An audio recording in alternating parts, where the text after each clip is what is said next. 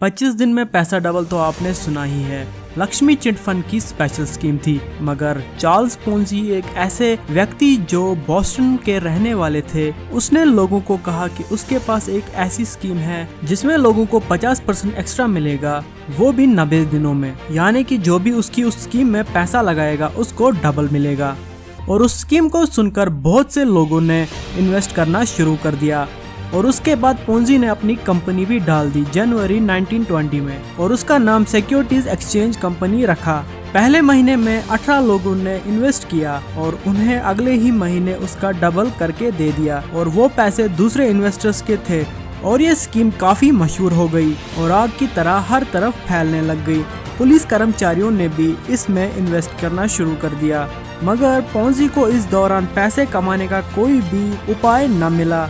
और पोंजी पुराने इन्वेस्टर्स को पैसे देता था नए इन्वेस्टर्स से लेकर। उस दौरान बहुत सी न्यूज एजेंसीज ने उन पर प्रेशर भी बनाया, मगर पोंजी को उससे कोई फर्क न पड़ा। लेकिन एक दिन वॉशिंगटन के एक पोस्ट ने हड़बड़ी मचा दी, और जिन लोगों ने इन्वेस्ट किया था उन्होंने अपना पैसा वापस लेना शुरू कर दिया, जिस कारण पोंजी के पास पैसे खत्म हो गए। और फिर पोंजी पर इन्वेस्टिगेशन हुई, जिस पर यह पता चला कि पोंजी की ये स्कीम फ्रॉड है और ऐसी कोई भी स्कीम नहीं जो किसी का पैसा डबल कर पाए। और उसके बाद पोंजी को जेल भेजा गया। हमारे इतिहास में एक समय डॉक्टर्स के द्वारा स्मोकिंग करने के लिए कहा जाता था, और कुछ डॉक्टर्स खुद स्मोक करते हुए सिगरेट के विज्ञापन किया करते थे। कई सारे ब्रांड्स एक दूसरे ब्रांड्स के साथ टक्कर लेने के लिए अपने ब्रांड को अच्छा दिखाने की कोशिश करते थे, और हर एक कस्टमर के लिए एक ऐसे ब्रांड को तैयार करने की कोशिश करते थे जिससे उनके थ्रोट पर कोई भी फर्क ना पड़े। 1994 में जेम्स डब्ल्यू जॉनस्टन ने इस बात की पुष्टि की कि सिगरेट की चाय या कॉफी की तरह लत नहीं लगती, और ये झूठ 50 के दशक तक चलता रहा, जब डॉक्टर्स ने तंबाकू से लंग कैंसर की पुष्टि की, जिसके बाद डॉक्टर्स ने स्मोकिंग को बढ़ावा देना रोक दिया। मगर ये झूठ फिर भी चलता रहा 1988 तक। फिर तंबाकू कंपनी पर केस हुआ, और इसके बाद तंबाकू कंपनीज के हर एक प्रोडक्ट पर दोबारा रिसर्च करने के लिए आदेश दिया गया। हम मनुष्य को कहा जाता है कि हम बंदरों से इवॉल्व हुए हैं, और जब बंदरों और इंसानों के बीच के इवोल्यूशन के फॉसिल्स की बात की जाती है तो हर एक थ्योरी गलत साबित हो जाती है। मगर दिसंबर 18, 1912 को चार्ल्स डॉसन ने एक खोपड़ी को लोगों के सामने लाया, जो कि इवोल्यूशन के बीच की कड़ी बताई जाती थी और जो आज तक गायब थी। मगर उस खोपड़ी के देखने के बावजूद भी बहुत से लोगों ने इस सबूत पर उंगली उठाई, और 4 सदी के बाद वैज्ञानिकों ने ये प्रूफ किया कि वो खोपड़ी एक बड़ा झूठ था।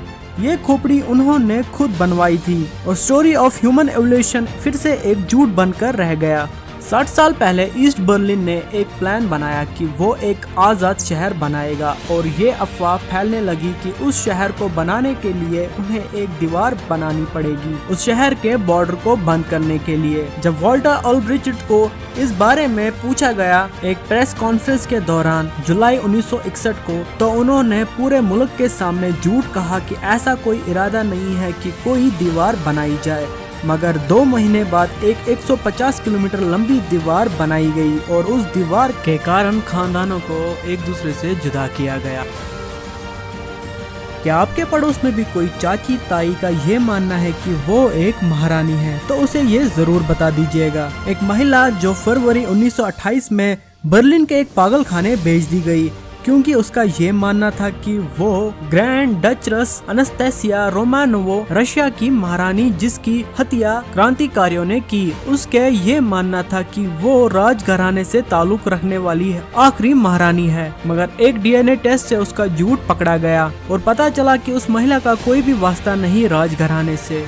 और उसके बाद पता चला कि वो एक पागल औरत है जिसने काफी समय से रशिया की महारानी बनने का नाटक किया था। आज की वीडियो में बस इतना ही दोस्तों। वीडियो पसंद आया हो तो लाइक शेयर सब्सक्राइब जरूर कीजिए, इससे हमें मोटिवेशन मिलती है। मिलते हैं एक नए वीडियो के साथ, तब तक के लिए टाटा।